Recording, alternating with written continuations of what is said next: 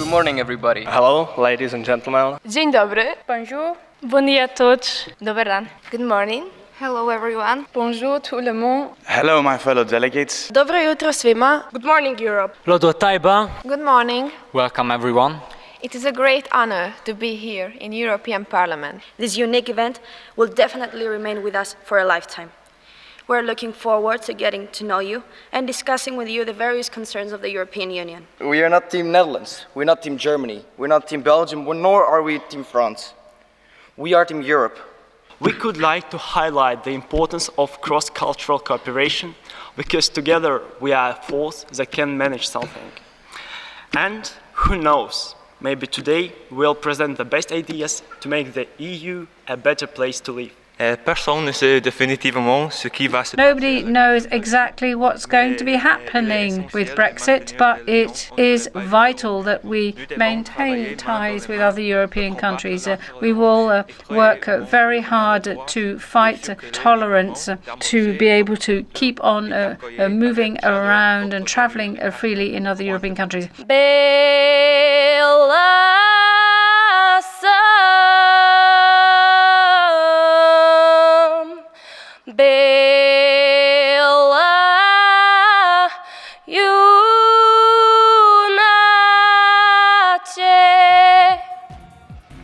Thank you all.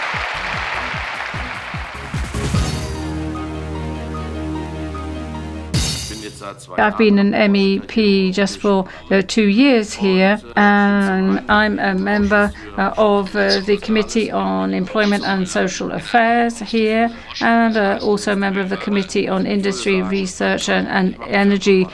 I think I finished there, and now I'm very interested to hear what your questions are going to be. After Brexit, what can politicians do to carry on working with politicians in the UK, especially from Northern Ireland, Scotland and Wales? Ja, vielen Dank. Thank you very much.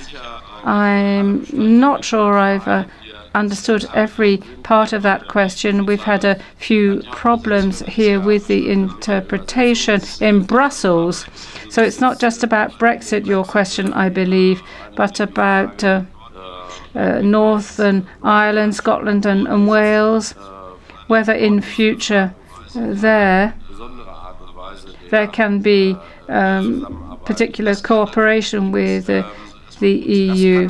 Well, everybody knows the European Union would be very interested after Brexit of working well with the UK. It would be in the EU's interest as well, and that's why the EU has spent so much time trying to work on an agreement. And the member states have accepted that agreement, with the withdrawal agreement, and Theresa May as well, but she didn't get a majority on that in the House of Commons. So now there's a case of more negotiations, but I don't think there's any point in that, because I don't really think we know what they want to be negotiating. And in Scotland and in Wales, the majority of the population voted to remain, you see. So, but what does that mean? You can't make a distinction in terms of the cooperation. We haven't got a solution to Brexit yet. We can't just say we work with Scotland and Wales and not the others. What about north part of England? There the majority voted to leave. What about the majority of young people? The majority voted to remain, and the majority of the older populations voted to leave. We can't therefore say that as a result of that we will cooperate more with the young than with the older. It's not going older people. It's not going to work like that at all. And no, there can't be any distinction made in the way we cooperate with Scotland and Wales, I would say. I had a question about Poland, because they are changing the retirement age from 70 to 65. but that actually means that the legislative power has influence on the judicial power. But why aren't there actually clear rules about it? So the rule of law stays like powers divided. Also nach meinem Verständnis hat jetzt die Frage Gewaltenteilung erstmal nichts mit dem Renteneintrittsalter zu tun. Ich glaube auch nicht, dass man The second part of your question had nothing to do with the first one, bringing down the retirement age. Well, I don't think that has anything to do with the question of judges and judges being able to retire. I think that the lowering of the retirement age has more to do with the question of the government and the focus on social issues. Now, despite the nationalistic tendencies of the party, that is why there have been these positive moves in terms of social progress. There's a case of, the rule of law, but there is a question of social benefits and retirement and so on. And no, I'm not saying that it is good, of course, to weaken the rule of law, of course. No, I'm not saying that. But social benefits are important as well. Now, why is it that people elect a party and get a government in? That is a valid question. People are electing these parties. You can look at Turkey as well and Erdogan. And it is the case that in some rural parts the country, people are saying, well, what does it matter to me that this is happening? And well, that is happening. What I'm interested in is getting electricity in my home, and that's good for me. So some people in rural areas of Turkey are saying, what's going on in Istanbul is not relevant to me. And that's how it is. It's not as simple as it seems sometimes. There are these different contradictions. In the previous elections, the percentage of participation in some countries was really low. As a citizen of Europe and as a future voter, I'm really interested to know how the European Union headquarters, and especially the European Parliament, are going to persuade and motivate the European citizens to vote in 2019 European elections. Thank you. Also zunächst mal 750. Firstly, yes, 750 is my seat. That's where I sit. But it was a very good question you asked, and of course it's very relevant to me, this question as well. However, I don't think we should restrict ourselves to saying this is what the European Parliament should be doing, this is what the European Commission should be doing. I think that everybody has a duty, every MEP has a duty, and this is a duty that doesn't just extend to 2 or 3 weeks in the run-up to the elections. No, it's something we should be doing over a long period. We should be talking to the population, to members of the community, to young people and so on, explaining the history of Europe, what Europe's doing, the added value. Now, we do this, of course. We have to do this. We have our 751 MEPs. Think how big the EU is. Actually, it's not many people, it's not many MEPs to do all that work. And therefore, I would say that the media have a massive responsibility here as well. And how are the media reporting on our work, on my work? I get very irritated sometimes because the media sometimes show a picture as if we were an assembly of idiots, really, who are just spending our time doing things that aren't important, and that's not the case at all. But it really is up to each individual citizen to ask, what do I want?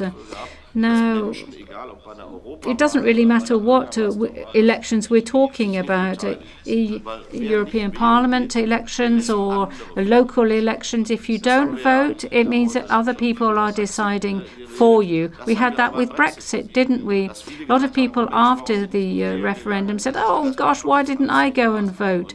And that's what happens if you let other people decide for you. So the older generation, the generation of my grandparents and the great-grandparents, ultimately in the Nazi side, you know, in their time, this time would have been something they could only dream about. Really, they didn't have that possibility at all. There are so many other countries still in the world where the situation that we have with the European Parliament situation is a situation they can only dream about. So I really don't understand why people don't go out to vote. Look at the extreme parties we have in the European Parliament. This is likely to get worse. I would say if people don't vote, we'll have more right-wing, left-wing populists in the European Parliament if not everybody goes out to vote. And then how's the European Parliament actually going to operate? There will be problems with the majority, and that would be a disaster. And then, like with Brexit, after the elections, people are likely to say, oh, why didn't I go and vote? So, you know, yes, that there are responsibilities that are shared, but I think everybody has to make their own contribution. It's very important. The most important group that we need to change the mind of is children. Small children, larger children. Children are the future, as has been said many times in this room. So we need to give the children, through perhaps a small reforming of their schools, we need to give them a way to learn more about the environment and the harm that they are going to cause if they keep continuing what their parents are doing. Because if the children don't learn and instead take over the bad habits their parents have, then we basically doomed our own future and theirs as well. And that's not fair for the earth or anyone on it. What we also need to do is we need to put more labels on more items. Labels to show how bad or how good something is. Because if we do not leave people in the dark about what they are actually doing to the environment or what they are actually producing, or the amount of harm they are doing, then they are just going to continue. So we need to get people to get more informed, also through the use of labels. Now, that doesn't have to be like a picture of a dying whale on every plastic item, but perhaps a small colored label on some specific dangerous items that can produce a lot of harm could also give a lot of help to people who are choosing what they want to buy. I thank you very much for listening to the bullet points that we have all worked hard to put together, and I hope you will take all of this into consideration. Thank you very much. In the time given, we came up with 6 main votes for resolutions. First, we wanted to focus on punishment on EU member states breaking our principles of democracy. We discussed and agreed that the punishment should vary based on the financial and military strength of the state in question. These punishments should not only be financial, but also based on commodities as well as arms. Our second main point focused on freedom of expression and its subjectivity. We decided as a group that it would be beneficial to set up a committee internationally to be elected by the people, as they would have the best idea of what would be offensive or not. Our next points focused on the sector of education in terms of gender equality, racial inequality, and mental health. Finally, our point on prisons. We decided that there should be a greater focus on rehabilitation over punishment. We have discussed that we want political clubs on a local basis, on a national basis, and later on an international basis. So this would work like this. You have, like in a community, young people meet, and then they discuss and debate current political topics. Then there is a speaker voted, they vote a speaker which goes to the national, if you call so, parliament, who discuss national problems. Then they vote a speaker which moves on to an international basis, and they meet in the youth European Parliament, where they discuss problems which concerns all of us in the European Union.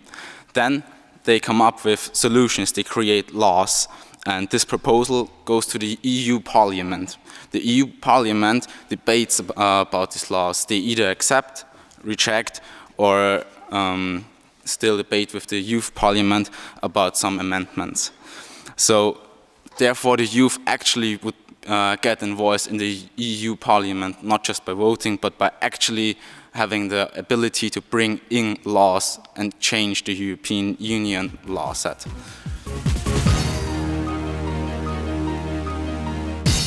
The first resolution chosen was more transparency, so that the future of Europe is a more understandable one. It was discussed that official documents are hard to read and not understandable by the general public. The terms used are generally for lawyers. Thus, it would be ideal to shorten and simplify the language used in the official documents, while still retaining their meaning. Apart from understanding our future better, my group felt that youths need to be more active in the decision-making of the EU, especially when it comes to voting.